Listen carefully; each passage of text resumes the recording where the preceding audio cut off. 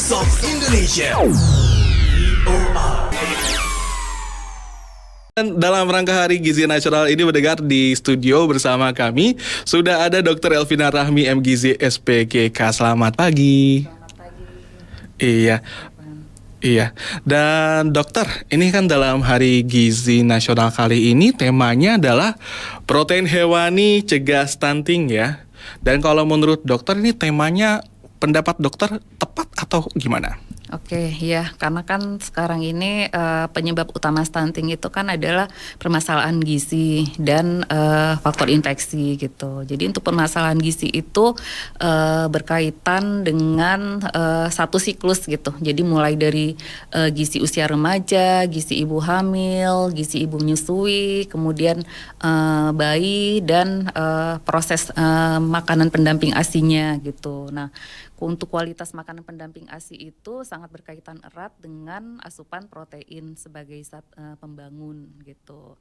Dan melihat saat ini secara data tingkat asupan protein khususnya protein hewani itu masih sangat rendah. Sementara protein hewani itu adalah faktor yang sangat penting untuk memenuhi proses tumbuh kembang itu. Oke, tapi gini dok, ini kan kalau sekarang ya banyak yang sudah mengenal namanya gaya hidup vegan atau vegetarian. Itu masih terpenuhi nggak sih dok? Nah, untuk vegetarian itu cenderung memiliki potensi kekurangan zat besi gitu. Jadi potensi anemia karena sumber zat besi yang paling utama itu yang jenis hem gitu. Jadi hem itu yang lebih cepat proses penyerapannya, itu yang meningkatkan kadar Hb hemoglobin gitu. Jadi potensi anemia itu lebih tinggi ya potensi pada vegetarian, namun bisa diatasi dengan suplementasi gitu. Oh, tapi harus ada suplemen ya? Iya. Tapi kan kalau misalkan protein nabati sama protein hewani, dua-duanya sama-sama sehat dok? Sehat, tapi yang lebih utama protein hewaninya. Protein hewaninya dibandingkan protein nabati. Oke, ini bisa daging, telur, berarti yang all you can eat nih, yang doyan all you can eat. Iya. Nutrisi dagingnya sudah ini ya, protein terpenuhi, hewaninya udah iya. terpenuhi ya. Betul. Dan kalau ini kan kalau protein hewani tadi cegah stunting. Tapi kalau stunting ini kan ada hubungan sama ini dok, sama janin, sama anak-anak juga ya. Kalau gitu kalau misalkan orang tuanya itu vegan atau vegetarian, kembali lagi nih ke situ ya. Iya. Itu kira-kira ada pengaruh nggak sih sama prevalensi stunting pada anak-anak? Iya, lumayan mempengaruhi. Jadi terlepas tidak vegetarian juga potensi anemia itu juga bisa terjadi karena kan saat menyusui ataupun saat hamil itu kebutuhannya kan lebih tinggi ya daripada orang dewasa sehat gitu. Oh, oke. Jadi soalnya kan ya istilahnya vegetarian itu makin banyak ya. Iya. Tapi gimana kalau alergi? Nah, kalau alergi harus dibantu gitu ya dengan formula khusus. Misalnya anak-anak yang alergi dengan jenis salah satu protein hewani itu diberikan alternatif formula khusus seperti susu gitu yang tidak berpotensi alergi, hipoalergenik. Ya, jadi cari yang hipoalergenik ya, atau kalau nggak cari alternatif ya. Iya. Dan tentu di Indonesia ini, bukan cuma Indonesia sih, di berbagai belahan dunia ya dok ya, permasalahan gizi ini nggak cuma stunting, tapi ada wasting, ada overweight juga. Nah, kalau menurut dokter, di Indonesia udah ada kemajuan seperti apa nih dalam pengurangan stunting, wasting, dan overweight? Oke, ya kalau kita lihat angka ya secara hitungan tahun 2013 kan masih riset kesehatan dasar itu angkanya per 5 tahun gitu. Ada kecenderungan meningkat ke 2018 sekitar 30,8%. Namun perkembangan selanjutnya diambil data itu secara tahunan gitu. Jadi lebih cepat progres dilihat itu lumayan ada penurunan ya. 2019 sekitar 27,7%, di 2021 turun 1,6% menjadi 24,4% prevalensinya.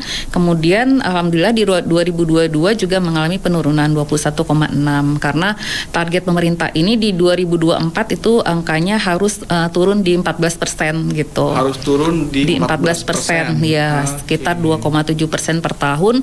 Nah, itu angka 14% itu kan belum bebas stunting gitu. Jadi dibikin lagi target selanjutnya sampai bebas stunting ya sekitar di bawah. Ya? Iya, di bawah 2,5%. Jadi PR-nya masih banyak. PR-nya ini nggak cuma pemerintah ataupun tenaga kesehatan ya, tapi kita juga semua ya. Iya, betul. Oke. Dan tentunya ini kan karena harus masyarakat, maka masyarakat juga perlu diedukasi. Nah, kalau menurut dokter sendiri, pendidikan gizi atau kampanye sadar gizi di Indonesia tuh sejauh ini seperti apa? Iya, kalau untuk yang awal ya, misalnya edukasi penyuluhan di sekolah, karena kan penting ya untuk usia anak sekolah, tingkat pengetahuan, kemudian sarana masyarakat gitu. Karena intervensi itu ada 30%-nya yang spesifik itu khusus untuk sasaran yang 1000 hari pertama kehidupannya gitu. Ya, ibu hamil menyusui, iya. 70%-nya ya ke masyarakat gitu, intervensi sensitifnya.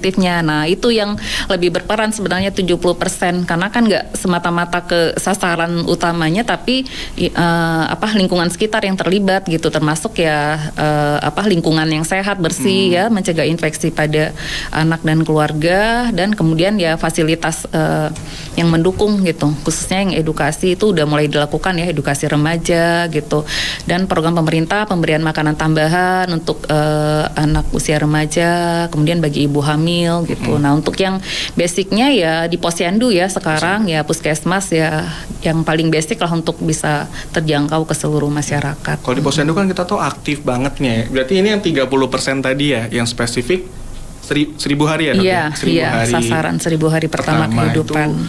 Memang gencar dilakukan. Nah, yang buat 70%-nya nih, kalau di mata dokter ini udah gencar belum sih? Nah, itu butuh dukungan ini ya, program dari pemerintah ya. Kalau untuk kesehatan, Kementerian Kesehatan ya fokusnya di intervensi spesifik itu ya, di sebelum dan sesudah kelahiran. Oke. Nah, tapi bicara soal kampanye sadar gizi, berarti lewat wawancara ini kita juga sharing nih tentang gizi. Kalau Jakarta gaji minimumnya 4,9 juta nih per bulan. Gizi minimum kita semua itu sehari berapa sih? Misalkan dari protein hewani, berapa banyak yang kita butuhkan per hari? Oke, untuk yang dewasa ya, kalau dewasa ya 50-70 gram ya, tergantung berat badan masing-masing ya untuk orang dewasa. Contoh saya berapa sih 90 kilogram? Nah, itu butuh berapa gram tuh kira-kira? Nah, itu kan kita lihat lagi ya berat badan idealnya gitu. Berat badan idealnya disesuaikan dengan tinggi badan gitu. Jadi ya sekitar 75 gram lah per hari itu udah maksimal. Udah maksimal ya. Dan 70 gram ini dalam satu hari, kalau kita fokus di protein hewani, sebanyak apa sih yang perlu dimakan? Oke, nah jadi kan sering ya kalau pola makan sekarang, kalau dilihat ya kan ada karbohidrat ya, nasi atau pengganti nasi, ada lauk plus sayur gitu. Nah, itu kita lihat. Jadi kecenderungannya kan kita lebih banyak karbonya ya, nasi atau pengganti nasi. Udah makan nasi ada pengganti nasinya lagi gitu, mie ya, macam-macam gitu. Seblak ya. Itu juga karbohidrat. Iya, tepung gitu. Nah, yang perlu kita tingkatin sebenarnya komposisi yang porsi proteinnya gitu, lauk hewaninya. Jadi porsi karbohidratnya secukupnya, tidak double, kemudian porsi lauk hewani itu yang penting ditambah dengan lauk nabati ya sebagai tambahan, kemudian sayur juga penting gitu. Iya. Nah, untuk lauk hewani itu ya untuk mencukupi itu ya sekitar 1 atau 2 porsi ya, 1 potong sedang gitu. Untuk 1 porsinya ya bisa 2 porsi gitu. Jadi karbohidratnya dikurangi sedikit. Oke, jadi sepotong ya. Iya. Tapi kalau yang pola itu kan kita menyesuaikan kan, sifatnya personal, individualized. Jadi menyesuaikan dengan tiap individu kebutuhan sama porsinya. Nanti personal lagi kita atur. Iya. Karena orang juga katanya kalau mau diet pun harus konsul dulu ya. Karena saya sama ibu dokter pasti beda ya. Iya. Faktor-faktornya banyak. Nah, ngomongin diet nih, banyak yang bilang katanya jangan makan daging merah tuh. Ini bukan hanya soal turunin berat badan. Iya. Di luar itu ya. Bukan itu. Lebih kepada misalkan nih kita diet, terus mengurangi asupan daging merah, itu ngaruh nggak sih ke kebutuhan kita sehari-hari. Dan apa sih dampak yang paling kelihatan kalau misalkan kita kekurangan protein hewani? Oke, nah khusus daging merah ya, ya sebaiknya nggak terus-terusan ya. Nah, yang disarankan itu konsumsi itu beragam. Jadi kita tuh untuk lauk hewani itu sebaiknya 2 atau 3 gitu variannya gitu. Jadi nggak semata-mata langsung satu jenis aja gitu. Nah, khusus daging merah secara persentase lemaknya lebih tinggi gitu, lemak jenuhnya lebih tinggi. Jadi kalorinya lebih tinggi dari protein hewani lainnya gitu. Ya kalau untuk komposisi zat besinya memang tinggi gitu, tapi nggak setiap hari disaranin gitu. Ya diselang-seling lah. Iya, karena kan dari data juga daging merah itu kan itu meningkatkan resiko untuk penyakit di usus besar gitu. Ada juga ya. Saya tahunya kalau kebanyakan all you can eat itu takutnya kolesterol. Iya, lemak jenuhnya. Tapi ada di usus besar juga ya. Iya, makanya ya sesuatu itu jangan berlebihan gitu, walaupun itu penting. Iya. Semuanya harus diatur semuanya. Tapi kalau boleh nih nanya, bukan bikin masyarakat milih cuma satu sih. Misalkan dari daging merah, ikan, ayam, telur, dan beberapa contoh sumber protein hewani. Yang paling tanda kutip paling sehat itu yang mana sih? Kan kalau tadi kan daging merah kan ada lemak jenuhnya. Tapi yang paling sehat itu apa? Nah, kita galakkan makan ikan yang utama. Iya. Ikan itu selain sumber protein tinggi, juga lemak ya, di ikan tertentu lemak baiknya tinggi gitu, seperti omega 3. Nah, hubungan dengan anak ya, untuk yang MPASI, untuk pertumbuhan otak, untuk mencegah stunting itu asupan lemaknya harus betul-betul dicukupi gitu untuk pertumbuhan sel otak. Iya. Oke. Jadi mendengar ikan tuh penting banget ya. Itu nggak cuma jadi meme di Twitter, tapi emang beneran penting ya makan ikan. Nggak harus sushi kok, bisa ikan goreng, pecel lele. Tetap kayak itu nggak? Tapi nggak tiap hari ya goreng ya. Balik ke cara pengolahan lagi ya. Balik ke cara pengolahan harus diperhatikan. Oke. Dan tentu tadi kan selain diet nih dok, ini kan ada orang-orang yang punya kondisi kesehatan tertentu. Ada let's say hipertensi atau diabetes. Gimana penyesuaian pemenuhan gizinya dong? Oke, nah untuk lauknya proteinnya nggak masalah ya. Protein nggak masalah sama sekali. Tapi cara pengolahan selama fungsi ginjalnya nggak bermasalah, target proteinnya tetap maksimal gitu ya. Nah kecuali pengolahannya seperti apa nih? Nah goreng ya, proses menggoreng itu lemaknya kan lebih tinggi, persentase kalorinya lebih tinggi. Kemudian untuk diabetes juga asupan ya karbohidrat itu tadi tidak berlebihan.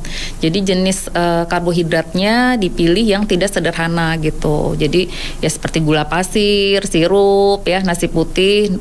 Yang disarankan itu karbohidratnya itu yang lebih berserat gitu. Lebih berserat ya. Ini kayak nasi merah bisa? Bisa ya, itu bagus. Nasi merah, terus kalau nasi jagung? Nasi jagung, nah kalau jagung itu kan sama ya, karbohidrat ya, sama kayak nasi. Jadi porsinya harus diperhatikan juga gitu. Jadi makan jagung sama kayak makan nasi gitu. Sama sebenarnya. Iya, nggak double.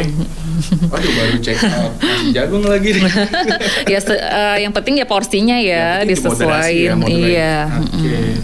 Produsernya bilang pantas kenyang nih saya nih. Iya. Tapi memang selain dalam hal gizi ya dok ya, selain protein hewani kan tentu perlu didukung oleh gaya hidup kita ya dok ya. Misalkan nih makan, ada yang bilang katanya kalau misalkan makan ini kebanyakan harus olahraga segini biar kalorinya berkurang. Betul nggak sih dok? Iya memang, jadi setiap hari kita kan ada asupan ya, ada hitungan kalori. Jadi perlu ada pembakaran energi gitu. Jadi nggak numpuk-numpuk. Jadi energi yang masuk itu nggak ketabung-ketabung, nggak dideposit. Nah mulai timbangannya nambah ya. Gitu. Jadi harus diimbangi dengan aktivitas fisik gitu, olahraga. Minimal seperti apa? Nah kalau dalam seminggu sekitar 150 menit gitu. Seminggu 150. Iya. 70 bagi 150. Bisa fleksibel lah, 30 sampai 50 menit per hari, 3 sampai 5 kali per minggu gitu. Oke. Dan ini nih biar semuanya kerangkum ya dok ya, dari protein hewani, pola makan dan juga olahraga. Kalau dokter sendiri boleh saranin nih buat kita semua, utamanya remaja, karena kan kalau dilihat ya sedih ya kalau misalkan baru umur 20 udah kena sakit jantung, kena apa. atau obesitas atau bahkan ada yang kurus banget ya dok ya. Boleh nggak dok kasih resep nih ke kita dalam satu hari itu makannya apa aja dan aktivitas apa yang perlu kita lakukan hari itu? Iya. Jadi prinsip kan kalau untuk pola makan kan diet seimbang gitu, terpenuhi semua kebutuhan. Jadi ada dua, ada makronutrien, ada mikronutrien. Makronutrien itu terdiri dari karbohidrat, yaitu nasi atau pengganti nasi, kemudian protein dari lauk hewani dan nabati, kemudian mikronutrien, kemudian lemak ya. Lemak diutamakan lemak yang baik ya, bukan gorengan gitu. Kemudian mikronutrien itu sumber vitamin mineral, sumbernya dari sayur dan buah gitu. Jadi komposisi tiap orang berbeda gitu. Untuk anak-anak sama orang dewasa itu berbeda. Kalau dewasa porsi karbohidrat itu imbang dengan porsi sayur gitu. Protein imbang dengan buah-buahan.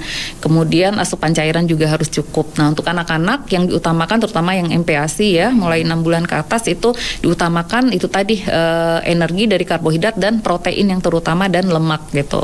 Sayur itu hanya nyelip-nyelip untuk proses diperkenalkan. Nah, sesudah 2 tahun baru mulai ditingkatkan lagi porsinya gitu. Kemudian diimbangi dengan aktivitas fisik gitu. Ya paling enggak 3 sampai 5 kali ya seminggu. Di weekend aja udah oke gitu ya. Iya, untuk dewasa berat badan normal ataupun obesitas yang masih ringan ya bisa jalan kaki ya, sepeda gitu. Jadi intensitasnya juga sedang, jangan olahraga yang berat. Ya ini kerasa ya kalau yang berat badannya berlebih nih kalau dipaksa lari sendinya kasihan ya dok. Iya, risikonya jadi ini bermasalah sendinya ya. Jadi harus sesuai dengan kondisi, nggak bisa sembarangan olahraga. Kalau yang lagi upaya nih baik yang mau naikin berat badan ataupun turunin berat badan, mendingan konsul dulu kali ya dok ya. Iya, sebaiknya. Wajib konsul, jadi nggak cuma lihat diet viral ataupun olahraga itu ya. Karena sifatnya kan personalized.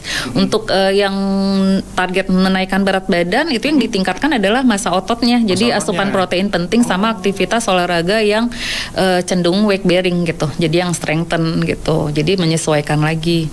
Iya, jadi jangan lemaknya ya gara-gara menaikkan bukan jadi gemuk, massa ototnya yang ditingkatkan. Oh iya, satu lagi nih ketinggalan. Kalau dari tadi kan kita ngomongin nutrisi atau vitamin dan juga mineral, itu kan banyak suplemen dok. Gimana pendapat dokter soal suplemen? Recommended atau enggak? Iya, yang diutamakan kan dari bahan makanan sumber. Kalau kita penuhi diet seimbang itu kebutuhan bisa terpenuhi. Udah cukup? Iya, namun untuk kondisi tertentu, misalnya kebutuhannya meningkat, misalnya ibu hamil menyusui ataupun anak gitu ya, ada kondisi tertentu atau dengan kondisi infeksi kebutuhan bisa meningkat. Untuk terpenuhi target ya dibantu dengan suplementasi. Itu juga di bawah supervisi, nggak berlebihan. Kayak kemarin kan pandemi itu pada minum vitamin C dosisnya tinggi. Nah, itu kan ada dampak ya, bisa efek samping ke ginjal, ke lambung gitu. Jadi harus betul-betul terkontrol, nggak sembarangan menentukan sendiri. Iya. Oke, terima kasih banyak Dr. Elvina Rahmi sudah bergabung di Voice of Indonesia. Nah, mendengar Voice of Indonesia itulah bincang singkat kami terkait Hari Gizi Nasional 2023. Semoga Indonesia semakin bebas dari stunting. Dan buat pendengar Voice of Indonesia, yuk kita kulik-kulik lagi menu makanan kita hari ini. Tetap bersama kami di Voice of Indonesia, dari Indonesia untuk dunia. Voice of Indonesia. VOA.